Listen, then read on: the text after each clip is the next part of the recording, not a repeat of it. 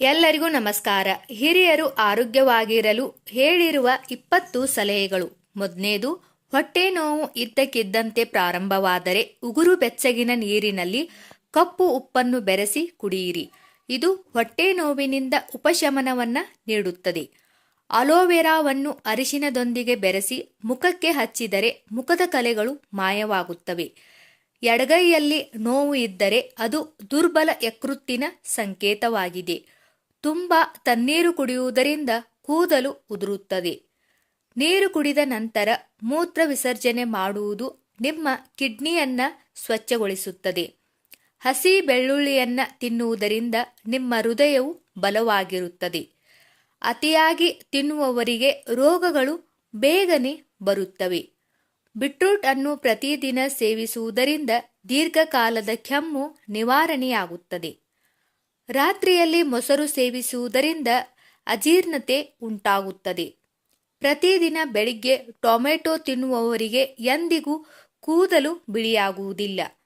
ಖರ್ಜೂರವನ್ನು ಸೇವಿಸಿದ ತಕ್ಷಣ ನೀರು ಕುಡಿಯಬೇಡಿ, ಇದರಿಂದ ಜೀರ್ಣಕ್ರಿಯೆಗೆ ತೊಂದರೆಯಾಗುತ್ತದೆ. ನೀವು ಹೃದಯ ಆಘಾತದಿಂದ ದೂರವಿರಲು ಬಯಸಿದರೆ ಪ್ರತಿದಿನ ಬೆಳ್ಳುಳ್ಳಿ ಮತ್ತು ಈರುಳ್ಳಿಯನ್ನು ಸೇವಿಸಿ ಮತ್ತು ಬೆಳಿಗ್ಗೆ ಸೇಬು ಹಣ್ಣನ್ನು ತಿನ್ನಿರಿ. ಹಸಿ ಶುಂಠಿಯ ವಾಸನೆಯಿಂದ ಉಸಿರಾಟದ ತೊಂದರೆ ನಿವಾರಣೆಯಾಗುತ್ತದೆ. ಮೂತ್ರದ ಸೋಂಕು ಇದ್ದರೆ ಪ್ರತಿದಿನ ಹಣ್ಣಿನ ರಸವನ್ನು ಕುಡಿಯಿರಿ. ಖಾಲಿ ಹೊಟ್ಟೆಯಲ್ಲಿ ಸೌತೆಕಾಯಿ ತಿನ್ನುವುದರಿಂದ ಬೊಜ್ಜು ಕಡಿಮೆಯಾಗುತ್ತದೆ. ಹಲ್ಲು ನೋವು ಇದ್ದರೆ ಲವಂಗದ ಎಣ್ಣೆಯನ್ನು ಹಚ್ಚಿ ನೋವು ಕಡಿಮೆಯಾಗುತ್ತದೆ. ಹೊಟ್ಟೆ ಕಡಿತವಿದ್ದರೆ ಅಜ್ವಾನ್ ನೀರಿನಲ್ಲಿ ಕುದಿಸಿ ಕುಡಿಯಿರಿ. ಕಿಡ್ನಿ ಸ್ಟೋನ್ನಿಂದ ತುಂಬ ಹೊಟ್ಟೆ ನೋವು ಬಂದರೆ ಬಾಯಿಯಲ್ಲಿ 1 ಸ್ಪೂನ್ ತುಪ್ಪ ಹಾಕಿಕೊಂಡು ಬಿಸಿನೀರು ಕುಡಿಯಿರಿ.